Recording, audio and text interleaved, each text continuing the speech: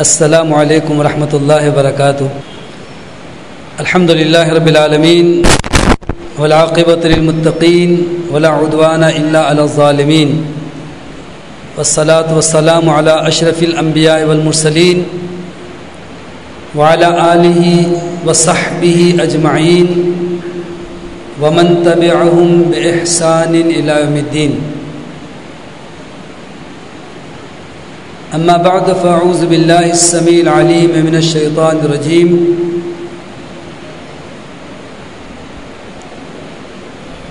یرفع اللہ الذین آمنوا منکم والذین اوتوا العلم درجات۔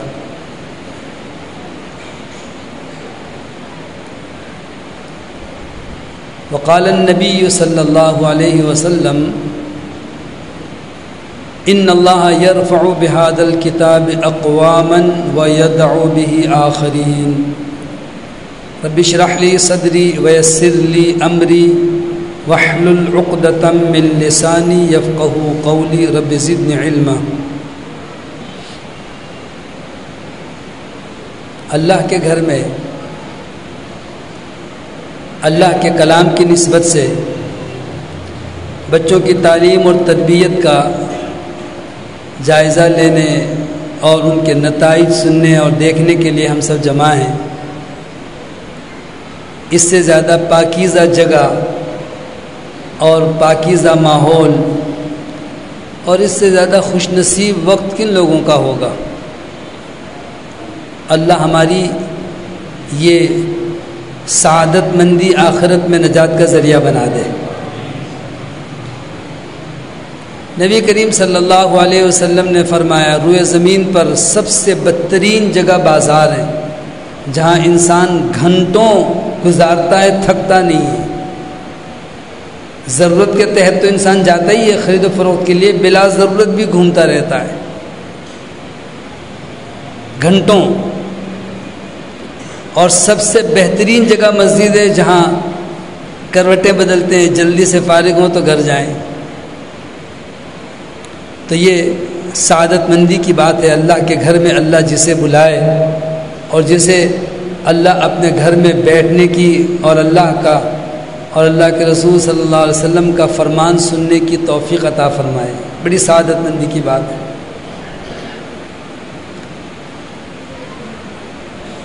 انسان دنیا میں ایک نہ ایک دن تو اس کو موت آنی ہے۔ جس قدر بھی وہ اچھا کام کرے یا برا کام کرے، آنکھ بند ہوتے ہی اس کی فائل بند ہو جاتی ہے۔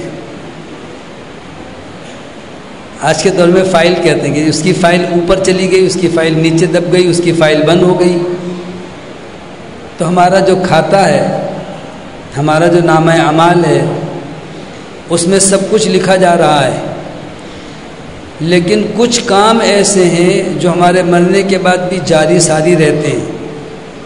وہ فائل بند ہونے کے باوجود بھی نیکی میں مسلسل اضافے کا باعث ہے۔ بڑی سعادت مندی والی بات ہے یہ۔ انسان اگر صحت مند ہے اور نماز نہیں پڑھ رہا اور پھر بیمار ہو جائے اور مر جائے، گھر والے افسوس کرتے ہیں بیچارہ نماز نہیں پڑھتا تھا، اللہ معاف کرے بس۔ لیکن اگر کوئی تندرست تھا، نماز پڑھتا تھا، بیمار ہے، مسجد میں نہیں آ سکتا، گھر میں پڑھتا ہے، کھڑا نہیں ہو سکتا، بیٹھ کے پڑھتا ہے، اس سے وہ تندرستی والے عمل کا پورا پورا ثواب ملے گا جو وہ کھڑے ہو کر مسجد میں باجماعت پڑھتا تھا۔ تو جو عمل بھی ہم کر رہے ہیں یہ تو اپنی جگہ، لیکن 3 کام ایسے ہیں جس کا ثواب مرنے کے بعد، کھاتا بند ہونے کے بعد بھی ثواب جاری رہتا ہے۔ 3 کام۔ صحیح مسلم کی حدیث ہے، رسول اللہ صلی اللہ علیہ وسلم نے فرمایا اذا مات الانسان انقطع عنہ عمله الا من 3۔ جب انسان کا انتقال ہو جاتا ہے تو اس کے عمل کا سلسلہ منقطع ہو جاتا ہے مگر 3 صورتوں میں۔ نمبر 1 تو فرمایا کہ صدقہ جاریہ، یعنی ایسا کام جو جاری رہے اس کا ثواب بھی اس کو جاری رہے گا۔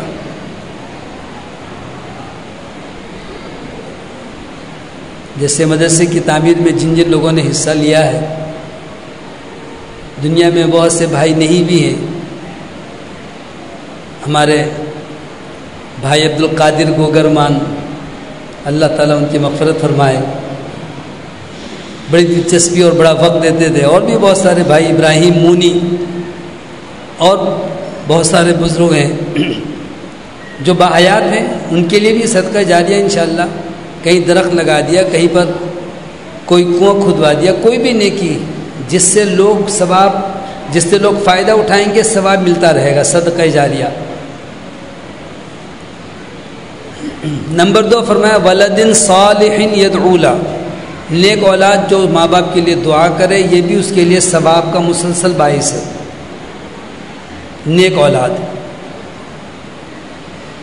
ہماری پوری زندگی کی کمائی جو ہے نا، جو کچھ بھی ہم کماتے ہیں، کوئی حیثیت نہیں ہے اگر ہم نے اولاد کی تربیت نہیں کی تو۔ جتنا چاہیں ان کو اچھا کھلائیں، جتنے چاہیں ان کو اچھے قیمتی لباس پہنائیں، امپورٹیڈ کپڑے لا کر خرید کے پہنائیں، کھلونے دیں، گاڑیاں دیں، ان کو خوب ان کی ہر خواہش پوری کریں، یقین کریں یہ بچے کل ماں باپ کے خلاف اللہ کے سامنے گواہی دیں گے کہ انہوں نے ہمیں برباد کر دیا تھا۔ ہاں، اگر تعلیم دی ہے، تربیت کی ہے، تو یہ ماں باپ کے دلوں کا سکون ہے، آنکھوں کا چین ہے، ٹھنڈک ہے، قیامت کے دن یہی ان کے لیے درجات کی بلندی کا ذریعہ ہے۔ اور تیسرا فرمایا کہ علم ينتفع به، علم جس سے فائدہ اٹھایا جائے، کچھ سیکھ کر آگے کسی کو سکھا دیا، عمل کرنے والا عمل کرے گا، سکھانے والے کو ثواب ملتا رہے گا۔ تو ان 3 میں سے نیک اولاد جو ہے صدقہ جاریہ ہے۔ نیک اولاد کیسے بنتی ہے؟ اللہ کی طرف سے تقدیر میں لکھا ہوا تو ہمیں ہمارا ایمان ہے، لیکن انسان دنیا میں عمل کے لیے بھیجا گیا ہے، اللہ نے اسے مجبور محض نہیں بنایا۔ جس طرح کوئی شخص دولت مند کیسے بنتا ہے، کوئی یہ نہیں کہہ سکتا کہ میں نے بڑی محنت کی، یقیناً محنت بھی کی اللہ کی طرف سے، لیکن اس کے لیے کچھ نہ کچھ اس کو محنت کرنی پڑتی ہے نا۔ تو بالکل اسی طریقے سے اولاد کی تعلیم اور تربیت جو ہے وہ ماں باپ کے ذمے ہے۔ نہ سننے والے کو کچھ پتہ چلتا ہے، نہ سنانے والے کو، بس کون اٹھ رہا ہے، کون بیٹھ رہا ہے، کون جا رہا ہے۔ یکسوئی کے ساتھ بیٹھیں گے تو گفتگو میں تسلسل ہوگا، کچھ بات سمجھ میں آئے گی۔ تو اولاد کی تربیت کب سے شروع ہوتی ہے اور ماں باپ کی کتنی ذمہ داری ہے؟ چونکہ وقت کم ہے، اختصار کے ساتھ اور اشارے کے ساتھ گفتگو کرنی پڑے گی۔ انبیاء علیہ السلام کی دعائیں ہیں قرآن مجید میں اولاد کے لیے۔ کسی جگہ انہوں نے نہیں کہا اللہ مجھے بیٹا دے یا بیٹی دے، اولاد دے، یہ نہیں مانگا۔ جب مانگا ہے ولدن صالح، ذریتن طیبہ، نیک اولاد، پاکیزہ اولاد، صالح اولاد، یہ دعا کی انبیاء علیہ السلام نے۔ تو معلوم یہ ہوا کہ نیک اولاد کے لیے پہلے سے ہمارے ذہن میں ایک تصور ہو کہ اللہ ہمیں نیک اولاد چاہیے جو تیری فرما بردار ہو، اولاد نیک عطا فرما۔ پھر اس کے لیے ایک محدث کا واقعہ ہے کہ وہ بیمار ہوئے، ان آخری لمحات تھے، ان کے جو بیٹے تھے نا سب عالم، سب حافظ قرآن، تو اپنے بچوں کو بٹھا کر نصیحت کر رہے تھے کہ دیکھو بیٹے، میں تم لوگوں کا جتنا خیر خواہی کر سکتا تھا خیر خواہی کی۔ انہوں نے کہا جی ابا جان، آپ نے تو خیر خواہی کا حق ادا کر دیا، ہماری تعلیم تربیت، ہمیں سب بچے نیک تھے، عالم تھے۔ کہنے لگے میں تم لوگوں کے لیے جو کر سکتا تھا وہ تو میں نے کیا ہی ہے، لیکن آج میں تم لوگوں کو اس احسان کو یاد دلانا چاہتا ہوں جو تمہارے پیدا ہونے سے پہلے میں نے تم پر کیا ہے۔ تو سارے بچے چونک پڑے کہ ابا جان ہمارے پیدا ہونے سے پہلے آپ نے ہم پر احسان کیا ہے۔ پیدا ہونے کے بعد تو احسانات ہیں ماں باپ کے، پیدا ہونے سے پہلے کیسے احسان کیا؟ کہنے لگے تم لوگوں کے لیے تمہارے پیدا ہونے سے پہلے میں نے یہ احسان کیا کہ دیندار، دین کا جذبہ رکھنے والی ایک دیندار خاتون کا بطور ماں کے تم لوگوں کے لیے میں نے ایسی بیوی کا انتخاب کیا تھا۔ نیک اولاد ایسے نہیں بن جاتی کہ شادی سے پہلے انسان سوچتا ہے کہ یہ عورت میرے لیے میرے بچوں کی ماں بن کر کے کیسی تربیت کرے گی، کتنا اس کے اندر دین کا شوق ہے، کتنا شعور ہے۔ دعا، پھر شادی کے وقت بیوی کے انتخاب میں اس کو مد نظر رکھنا کہ پھر یہ میری بیوی میرے بچوں کی ماں کتنی تربیت میں حصہ ڈال سکتی ہے۔ کہتے ہیں نا ماں کی گود تو پہلا مدرسہ ہے، اور انسان کو پوچھتے ہیں تمہاری مادری زبان کون سی ہے، یعنی جب تم نے بولنا سیکھا تو ماں کون سی زبان میں بات کرتی تھی؟ دعائیں دیتی تھی یا گالیاں دیتی تھی؟ اردو بولتی تھی، گجراتی بولتی تھی، انگریزی، جو بھی زبان ہو وہ بچوں کی زبان ہوتی ہے۔ بچوں کے انداز گفتگو سے پتہ چلے گا کہ ان کی ماں دین میں کس قدر درجہ رکھتی ہے۔ آج ہماری بہنوں اور بیٹیوں کو اور ہماری بچیوں کو اس پر خاص توجہ دینے کی ضرورت ہے۔ عرب کے ہی ایک عالم کا تذکرہ ہے، وہ کہتے ہیں کہ ہماری والدہ جب کبھی ناراض ہوتی تھی تو دعا دیتی تھی۔ کبھی ہم غلطی کرتے نا، کہتے جاؤ اللہ تعالیٰ تمہیں حج کروا دے، جلدی سے نماز پڑھ کے آؤ، اللہ تعالیٰ تمہیں نیک بنائے، جاؤ فلاں کام کرو۔ بد دعا نہیں دیتی تھی، ہمیشہ ناراض ہوتی تھی خوب ساری دعائیں دے کر کہتے فلاں کام کیوں نہیں کیا تم نے۔ اللہ اکبر، ماؤں کا بھی بڑا ہاتھ ہے۔ پھر تربیت اولاد کے سلسلے میں مارکیٹ میں بہت ساری کتابیں ہیں، بالخصوص عرب علماء نے بہت کام کیا ہے، اس کا اردو میں ترجمہ ہے، اور کتب خانوں میں اب تو یہ ہے نا کہ موبائل نے اور نیٹ نے ہم سب پر ایسا قبضہ کر لیا ہے کہ کتابیں پڑھنے کا شوق ہی ختم ہو گیا۔ کتاب کہاں سے خریدیں گے؟ موبائل خریدیں گے، سب سے قیمتی کون سا آیا ہے، لیٹسٹ ماڈل کون سا ہے، اس میں کتنی سہولتیں ہیں۔ تو وہ تربیت اولاد کے سلسلے میں کتاب ہے عربی عالم کی، اس کا ترجمہ دستیاب ہے یہاں پر۔ اس میں لکھتے ہیں کہ ایک شخص اپنے 6 مہینے کے بچے کو لے کر کے حاضر ہو گیا کہ حضرت میں اس بچے کو نیک دیندار عالم بنانا چاہتا ہوں، اور دل میں اس کے خیال تھا کہ مولوی صاحب کہیں گے ابھی تو 6 مہینے کا ہے، اس کو ذرا بولنا تو سیکھنے دو، لیکن شوق تھا کہ میں بہت جلدی لے کر جاؤں۔ جیسے بڑے اسکولوں میں بچہ پیدا ہونے سے پہلے نام لکھوانا پڑتا ہے، چاہے بیٹا ہو یا بیٹی، بس اس کے یہاں نام لکھوا دیں، تب پیدا ہو کر کے بچہ 2 سال کا ہوگا، 2.5 سال کا ہوگا، جو بھی عمر ہے وہ لے لیں گے۔ ماں باپ بولنا نہ سکھائیں، وہ بولنا سکھائیں گے، پھر وہ کہیں گے کہ ماں باپ کو ان کے ساتھ وہی زبان بولنی ہوگی جو ہم یہاں سکھاتے ہیں، انگریزی، وہی انداز اختیار کرنا ہوگا۔ تعلیم کے ساتھ ساتھ وہ تربیت بھی دیتے ہیں۔ تو وہ 6 مہینے کے بچے کو لے کے ایک عالم کے پاس پہنچ گئے کہ ہم اس کو، آپ ہمیں ہدایات دیں کیا کروں۔ اور ان کے خیال میں یہ تھا کہ مولوی صاحب عالم ہیں، بزرگ ہیں، وہ کہیں گے تم نے جلدی کی، لیکن وہ حیران ہو گئے جب انہوں نے یہ کہا کہ تم اس بچے کو اگر نیک صالح دیندار عالم بنانا چاہتے ہو تو تم نے آنے میں بڑی دیر کر دی۔ کتنے مہینے کا بچہ ہے؟ 6 مہینے کا بچہ، اور وہ دانشور عالم کہتے ہیں تم نے دیر کر دی۔ وہ کہنے لگے حضرت میں کب آتا؟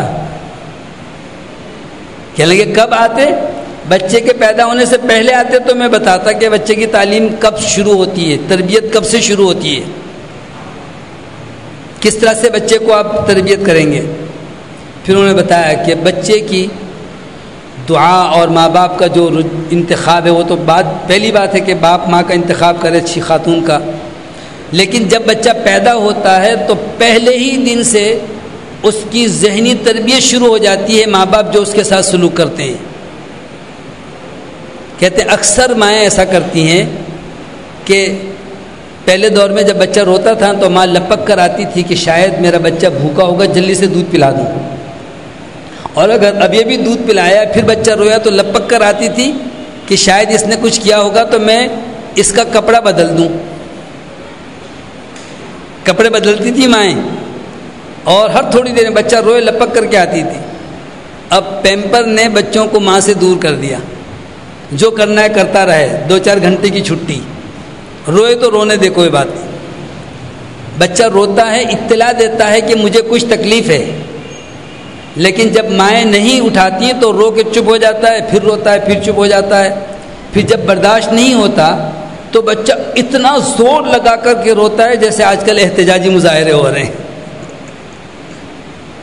پھر چپ ہونے کا نام ہی نہیں لیتا، خوب چیختا ہے۔ اب ماں باپ یہ گھوم رہے ہیں، پھر کہتے ہیں شاید بچے کو نظر لگ گئی ہے، شاید اوپری اثر ہے، پتہ نہیں کیا ہے۔ کچھ نہیں ہے، یہ ماں باپ کی اپنی غفلت اور لاپرواہی ہے۔ یعنی بچے کو یہ تاثر دے رہے ہیں کہ شرافت کی زبان میں ہم تمہاری کوئی جائز خواہش پوری نہیں کریں گے، رو چیخو چلاؤ خوب، پھر تمہاری طرف توجہ دیں گے۔ ایسا بچہ بڑا ہو کر کے آپ کا مطیع فرمانبردار کیسے بنے گا؟ تربیت تو شروع ہوتی پہلے دن سے۔ بچہ دنیا میں آیا ہے، ماں اسے دودھ پلا دیتی ہے تو سکون سے سو جاتا ہے، پھر اس کی آنکھ کھلی تو بھوک لگی ہوگی، دودھ پلا دے، یا اس نے پیشاب کیا ہوگا، اس کو کوئی ضرورت ہوگی، اس کے کپڑے تبدیل کر دے، پھر دوبارہ چپ چاپ سو جائے گا۔ اسی طرح تھوڑا سا بڑا ہونے کے بعد بچہ کہتا ہے مجھے فلاں چیز چاہیے، ماں باپ کہتے ہیں اچھا دیکھیں گے بعد میں، چلو رہنے دو، کبھی پھسلا دیتے ہیں، جھوٹ بولتے تھے، کبھی جو ہے نا اس کو ڈانٹ ڈپٹ کر دیتے ہیں۔ پھر بچے کی چونکہ خواہش ادھر ہے نا، اس کی توجہ وہیں ہے، اب وہ نہ کھانا کھا رہا ہوتا ہے، نہ اس کو وقت پر نیند آتی ہے، نہ کوئی بات سنتا ہے، بس اس کے ذہن میں وہی ہے، مجھے فلاں چیز ہی چاہیے، فلاں چیز ہی چاہیے۔ اب جو جھوٹ بول کر کے ماں باپ بچے کو تسلی دیتے ہیں، یہ تو بہت ہی خطرناک ہے، لیکن ٹالنے کے لیے اس کو ڈانٹ ڈپٹ کرتے ہیں، یہ بھی اس کی اخلاقی اور ذہنی جو ہے نا وہ منفی تربیت ہو رہی ہے۔ جب بچہ بہت ضد کرتا ہے، کہتے ہیں یار یہ سنے گا نہیں کسی طرح سے، نالائق ہے، یہ ہے، 10 جملے برے الفاظ کہہ کر کے پھر ہاتھ پکڑتے ہیں چل، اور اسے وہ چیز دلا دیتے ہیں۔ اگر واقعی وہ چیز اس کے لیے مفید ہے اور دلانا ہی ہے تو 2 دفعہ بھی نہ کہلوائیں، 10 دفعہ بھی کہلوانا تو بہت دور کی بات ہے۔ اسے پہلی دفعہ فوراً کہے بچے نے ہاں بیٹا یہ آپ کا حق ہے، چلو آ جاؤ، اسے وہ چیز دے دیں۔ اور اگر وہ چیز اس کے لیے نقصان دہ ہے تو بچہ 2 دفعہ کہے یا 200 مرتبہ کہے، اس کے سامنے ہتھیار نہیں ڈالنا ہے۔ بعض ماں باپ کہتے ہیں ہاں بچے ضد کر رہے تھے تو کیا کریں، پھر ہم نے یہ چیز دے دی۔ کوئی بھی چیز، مثال کے طور پر آپ بچوں کو ٹافیاں اور یہ سب چیزیں نہیں دینا چاہتے، دانت خراب ہوتے ہیں، پیٹ میں کیڑے ہو جاتے ہیں، بار بار بچے ضد کر رہے ہیں، تو اس کی جگہ متبادل آپ کوئی چیز دے کر کے بچے کو چپ کراتے ہیں۔ لیکن جو چیز آپ نے نہیں دینے کا عہد کیا ہوا ہے وہ اسی طرح مت دیں جیسے بچہ کہے کہ مجھے ماچس چاہیے اور ماچس سے وہ کھیلنا چاہ رہا ہے، تو آپ ہتھیار نہیں ڈالتے، کہتے نہیں یہ تو نہیں ہو سکتا، یہ چھری چاہیے، قینچی چاہیے، بلیڈ چاہیے، آپ کچھ کام کرنا، بچے کہے مجھے یہی چاہیے، آپ سختی کرتے ہیں نا، تو اپنا موقف مضبوط رکھیں۔ بچے کی تربیت یہ ہونی چاہیے کہ آپ نے جو چیز نہیں دینی منع کر دیا، پھر کچھ بھی ہو جائے، رو رو کے برا حال ہو جائے، اسے تسلی دیں، جو بھی کرے وہ چیز نہ دے بالکل بھی، اور دینی ہے تو پہلی فرصت میں دے دیں۔ یہ تو بچپن کی ذہنی تربیت ہو رہی ہے بچے کی۔ اس کے بعد پھر جب بچہ بولنے لگے تو اللہ کا نام سکھائیں، گالی نہ سکھائیں۔ بچہ اکثر بڑے بھائی بہن یا محلے سے نازیبہ الفاظ سیکھتا ہے، بڑے خوش ہوتے ہیں، واہ واہ بہت اچھی، یہ دیکھو کیسے بول رہا ہے۔ پھر جب اور بڑا ہوتا ہے پھر مارتے ہیں، کہتے ہیں پتہ نہیں کہاں سے سیکھ کے آیا۔ پھر جب بچہ تھوڑا سا اور بڑا ہو جائے اور اسے آپ انتخاب کریں کہ پڑھنے کے لیے کہاں بٹھانا ہے، تو یاد رکھیں دنیاوی تعلیمی ادارے یہ اسے مسلمان تو نہیں چھوڑیں گے، اسے 2 پیر کا جانور بنائیں گے۔ اس کی شروع سے تربیت یہ کرتے ہیں کہ وہ یہود و نصارہ کا لباس پہنے، ٹائی پہنے، پینٹ پہنے، گرمی ہو تو نیکر پہنے، لڑکیاں ہیں تو چھوٹے چھوٹے سے جو ہے نا وہ پجامے اور شرٹ پہنے، اور اس کے بعد پھر ان کے طرز پر، اس لیے اس جگہ آپ مجبوری میں بعد میں بھیجیں، ورنہ تو الحمدللہ ایسے ادارے جہاں پر قرآن کی تعلیم کے ساتھ ساتھ مڈل کلاس تک کی تیاری ہو رہی ہے، اب آپ کو اور کیا چاہیے؟ اتنا بچہ باشعور ہو جائے گا کہ اب اسے وہ ماحول اثر انداز نہیں کر سکتا۔ بچپن سے ہی بچے کو وہاں ڈال دیا تو اس کے ذہن میں تو سب کچھ وہی بیٹھ جائے گا۔ ایک اور بات کہ یہ جو اسکول کی تعلیم ہے نا، یہ بچے کو مہذب نہیں بناتے، بلکہ بچے کو گدھے کی طرح کام کرنے کا سکھاتے ہیں کہ سب کر رہے ہیں بس چپ چاپ کرتے رہو، اچھا ہو یا برا ہو۔ بچوں کی صلاحیت کو ختم کر دیتے ہیں۔ مثال کے طور پر یہاں سے تمام بچوں سے کہا جائے کہ آپ کو عیدگاہ تک جانا ہے، مثال کے طور پر چل کر، اب چھوٹے بچے ہیں وہ بہت آہستہ چلیں گے، کچھ بچے بڑے ہیں تھوڑا سا تیز چلیں گے، کچھ بچے اور تیز چلیں گے۔ اب عمر کے اعتبار سے، صحت کے اعتبار سے بعض بچے کمزور ہیں، تو استاد کیا کرے گا؟ سب سے کمزور جو بچہ ہے ان کے ساتھ ساتھ ان کو وہاں تک لے جائیں گے۔ اس بچے کی جو صلاحیت تھی تیز چلنے کی وہ کند ہو گئی، اس نے کہا مجھے چلنے سے فائدہ ہی نہیں ہے، تو سب کے ساتھ وہ اسکول میں جا کر کے بالکل سست، کاہل اور نکما بن جاتا ہے۔ ایک سال تک کتابوں کا اتنا سارا بوجھ، سیکھتے کیا ہیں؟ وہ چند الفاظ جو پہلی کلاس میں سیکھتے ہیں وہی دوسری میں، وہی تیسری میں، وہی چوتھی میں، پانچویں کلاس میں آ کر کے اسے کچھ لکھنا تھوڑا بہت سکھاتے ہیں بس۔ آج دنیا میں یہ اسکولنگ سسٹم شروع کرنے والے اسکول سے بیزار ہیں، اور انہوں نے ہوم اسکولنگ سسٹم شروع کر دیا کہ بجائے اسکول میں بھیجنے کے ہم چند مہینے میں یہ 5 سالہ پرائمری کا نصاب اپنے بچوں کو گھر میں پڑھا دیں گے۔ ہوم اسکولنگ سسٹم بہت شروع ہو گیا۔ تو میں عرض کر رہا تھا کہ بچوں کے لیے پہلے ایسے اداروں کا انتخاب کریں جہاں دین کی تعلیم ہو، دین کی تعلیم کے ساتھ تربیت ہو، اور اس کے ساتھ ساتھ انگریزی ہے اور ریاضی ہے اور سائنس ہے، اور یہ سب چیزیں ان کو ابتدائی معلومات مل جائے۔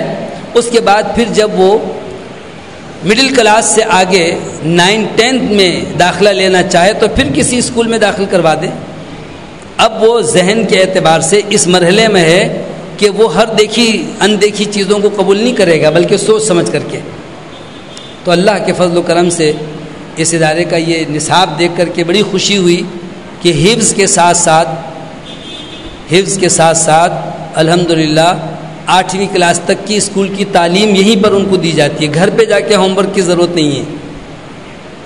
بچے صبح آتے ہیں، حفظ کی کلاس کے ساتھ ساتھ ان کو شام کو جو ہے اسکول کی تعلیم بھی دی جاتی ہے، اور اس کے بعد پھر جو رات کو پڑھنا ہے وہ بھی یہیں یاد کروایا جاتا ہے۔ اور مغرب کے وقت جب بچوں کی چھٹی ہوتی ہے تو گھر جائیں، کھائیں، کھیلیں، کودیں عشاء تک، اور عشاء پڑھ کے سو جائیں۔ ماں باپ کے ذمے نہیں ہے، ماں باپ کے ذمے صرف ان کی نگہداشت کرنی ہے کہ کوئی غلط صحبت میں تو نہیں بیٹھتے۔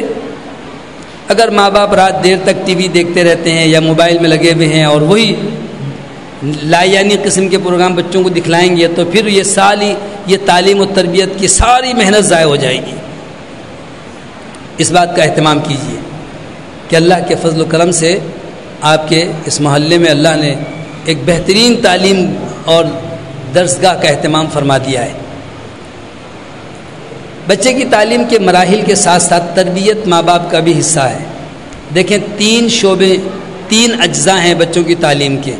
اکیلا بچہ کچھ نہیں کر سکتا۔ اچھی تعلیم اور تربیت کے لیے جہاں بچے کا اپنا ذوق، اپنی محنت ہے، وہاں بچے پر ماں باپ کی نگاہیں بہت ضروری ہیں۔ ماں باپ کا ساتھ دینا، ماں باپ کا توجہ کرنا، یہ نہیں کہ وہ بالکل لا تعلق ہو جائیں۔ اور تیسرے نمبر پر ادارے کا انتخاب۔ تو الحمدللہ بہترین ادارہ آپ کو مل گیا۔ ادارے کی محنت، اساتذہ کی محنت، ماں باپ کی توجہ اور بچے کی اپنی ذاتی محنت، پھر دیکھیں انشاءاللہ بچے کس طرح سے مہذب اور انتہائی تعلیم یافتہ ہوتے ہیں۔ یہ تعلیم کے ساتھ ساتھ پھر تربیت جیسے جیسے عمر بڑھتی ہے۔ آپ نے فرمایا کہ جب بچے 7 سال کے ہو جائیں تو نماز کا حکم دو۔ الحمدللہ یہاں نماز، دعائیں سب کچھ سکھائی جاتی ہیں۔ آپ کے پاس بچے مغرب تک آتے ہیں، مغرب کے بعد آتے ہیں، عشاء کی نماز پڑھوائیں اور صبح کی نماز کے لیے اٹھا دیں، چاہے وہ 6 سال کا ہو یا 7 سال کا ہو۔ میں نے دیکھا کراچی میں، آپ دیکھتے ہیں کہ جو یہ انگلش میڈیم اسکولز ہیں، سردیوں میں ان کے ہاں 6 بجے پہنچنا ہوتا ہے۔ فجر کی نماز سے پہلے وہ بچوں کو لے کے باہر کھڑے ہوئے ہوتے ہیں وین کے انتظار میں، یا اپنی گاڑیوں میں چھوڑنے جا رہے ہوتے ہیں۔ ابھی تو رات جو ہے نا وہ لمبی ہے، گرمیوں میں جب رات بہت چھوٹی ہوتی ہے تو فجر پہلے ہو جاتی ہے، فجر، اور اسکول کا ٹائم اس سے بھی پہلے ہوتا ہے۔ تو بہرحال اپنے بچوں کو تعلیم و تربیت دیں۔ 10 سال کے ہو جائیں نماز نہ پڑھے تو سختی کرنے کا حکم ہے۔ تو یہ جو مراحل ہیں تربیت کے کہ بچے کی پیدائش، بچے کے بچپنا، بچے کے شعور کی عمر کو پہنچنا، ہر مرحلے میں ماں باپ جتنی زیادہ توجہ دیں گے یہ ان کے لیے صدقہ جاریہ ہے۔ ایک وقت آتا ہے کہ دنیا سے انسان خود تو چلا گیا لیکن نیکی کا سلسلہ وہ جاری کر کے گیا ہے۔ اسی لیے تو انبیاء علیہ السلام نے دعا کی کہ اللہ ہمیں نیک اولاد عطا فرما۔ جناب ابراہیم علیہ السلام نے دعا کی، جناب زکریا علیہ السلام نے دعا کی، دیگر انبیاء کی دعائیں ہیں۔ تو نیک اولاد انسان کے لیے نیکی کا باعث ہیں، اور اگر اولاد پہ توجہ نہیں دی تو یہ انسان کے لیے آخرت میں پکڑ اور گرفت کا باعث بنے گا، جیسے کہ سورۃ تحریم میں اللہ نے فرمایا قوا انفسکم واہلیکم نارا، اپنے آپ کو اور اپنے گھر والوں کو آگ سے بچاؤ۔ یعنی ہمیں اس بات پر خاص توجہ دینے کی ضرورت ہے کہ اللہ کے احکامات پر عمل کرنے میں بچے کس حد تک توجہ کر رہے ہیں، کتنی ان کے اندر صلاحیت ہے، کتنی محنت کر رہے ہیں، کس قدر میں کوتاہی ہے۔ چونکہ وقت 5 منٹ زیادہ ہی ہو گیا، اب انعامات کا سلسلہ ہے، انشاءاللہ کسی اور موقع پر ہم اس حوالے سے گفتگو بھی کریں گے۔ اور میری مختصراً گزارش یہ ہے کہ آپ والدین اردو بازار جائیں یا دوسرے مکتبے میں جائیں اور وہاں سے بچوں کی تربیت کے حوالے سے کتابیں لائیں۔ آپ کے بچے پڑھ رہے ہیں نا، آپ کے بچے ہیں الحمدللہ، تو آپ کو ضرورت ہے، آپ کوئی بھی چیز خریدتے ہیں تو اس کے ساتھ ساتھ ہدایت نامہ ہوتا ہے، اس کو بڑے غور سے پڑھتے ہیں کہ کیا کرنا ہے، کس طرح سے کرنا ہے۔ کوئی بھی مشین لیں تو بچوں کے لیے تربیت کس طرح کرنی چاہیے، اس بہترین کتابیں دستیاب ہیں، ان کتابوں کا انتخاب کریں، کتابیں لائیں، پڑھیں اور اس طرح سے بچوں کے ساتھ رویہ کریں جو آپ کو تعلیم دی جا رہی ہے، تربیت دی جا رہی ہے۔ یقین کریں تھوڑا سا بچے کے ساتھ آپ رویہ تبدیل کر دیں، بچے کی شخصیت کو آپ ختم کر کے رکھ سکتے ہیں۔ ایک استاد کا ایک چھوٹا سا واقعہ گفتگو ختم کرتے ہیں۔ ایک بچہ بالکل نکما تھا، پڑھتا ہی نہیں تھا، یہاں تک کہ استاد نے اس کو فیل کر دیا اور کہا کہ اس کو تو بس نکال دو۔ ادارے کے ناظم نے، مدیر نے، محتمم نے اس بچے کو بلایا، بلا کر کے اس کو پوچھا آپ کیوں نہیں پڑھتے، کیا وجہ ہے؟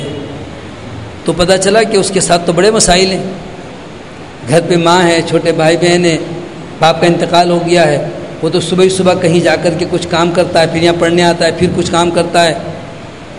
وہ ایک دم چونک پڑے۔ اچھا، استاد کا رویہ یہ تھا کہ جان بوجھ کے اس سے سوال کرتے اور پھر کہتے اس کو تو آتا ہی نہیں ہے، تو سارے بچے ہنستے، وہ اور زیادہ شرمندہ ہوتا۔ جب اس ادارے کے سرپرست نے استاد کو بلا کر کے ساری کیفیت بتائی اور کہا کہ اس بچے پر توجہ کی ضرورت ہے، چنانچہ استاد نے اس کو قریب بلایا اور جو سوالات تھے اس کو بتایا کہ اس سوال کا جواب یہ ہے، یہ جو خالی جگہ اس کو یہ فل اپ کریں، اس کا جواب یہ، اس کا یہ ہے۔ اور اس کے بعد پھر جیسی کلاس شروع ہوئی، آج پوچھا کہ اس سوال کا کوئی جواب دے گا، تو اس بچے نے ہاتھ اٹھایا، سب ہنسنے لگے، اس کو تو کچھ آتا ہی نہیں، لیکن اس نے جواب دیا۔ استاد نے کہا دیکھا ماشاءاللہ۔ پھر دوسرا سوال، پھر اس نے جواب دیا، پھر تیسرا۔ سارے بچے حیران رہ گئے کہ کل تک تو بالکل نکما تھا، آج کیسے بتا رہا ہے۔ تھوڑی سی توجہ کی، وہ بچہ اتنا ذہین بن گیا، ذہین تو پہلے بھی تھا لیکن اس کو نفسیاتی طور پر خوفزدہ، مرعوب کر رکھا تھا کہ اس نے پہلی پوزیشن لی، اور اس کے بعد پھر وہ بہترین تعلیم کے اعتبار سے اعلیٰ معیار کا جو ہے وہ طالب علم ثابت ہوا۔ تو ہماری سب کی توجہ ماں باپ کی حیثیت سے بھی، استاد کی حیثیت سے بھی بچوں پر شفقت، پیار، محبت کے ساتھ ہونی چاہیے۔ اللہ تعالی ہمیں اپنی ذمہ داری نبھانے اور ان معصوم پھولوں کو ایک بہترین تناور درخت بنانے میں اپنی سعی، اپنی کوشش اور اپنی محنت بروئے کار لانے کی اللہ توفیق عطا فرمائے۔ وآخر دعوانا الحمد للہ رب العالمین۔